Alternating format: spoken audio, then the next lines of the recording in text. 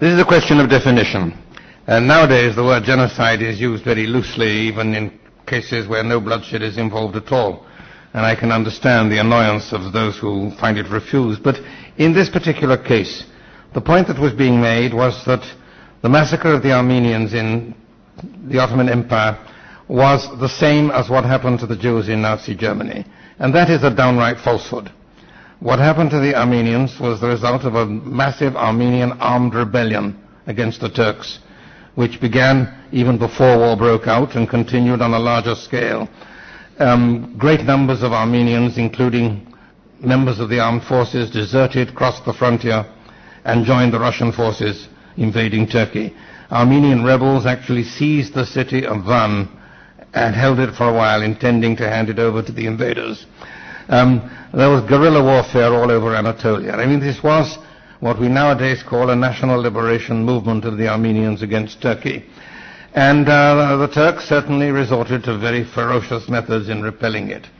There is clear evidence of a decision by the Turkish government to deport the Armenian population from the sensitive areas, which meant virtually the whole of Anatolia, not including the Arab provinces, which were then still part of the Ottoman Empire. There is no evidence of a decision to massacre. On the contrary, there is considerable evidence of attempts to prevent it, which were not very successful. Yes, there were tremendous massacres. The numbers are very uncertain, but 1 million may well be likely. The massacres were carried out by irregulars, by local villagers responding to what had been done to them, and in a number of other ways.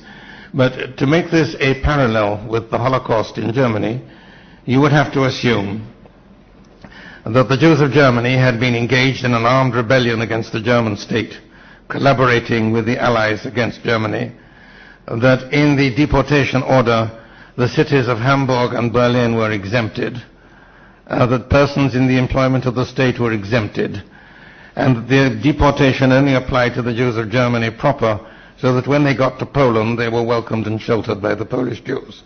This seems to me a rather absurd parallel.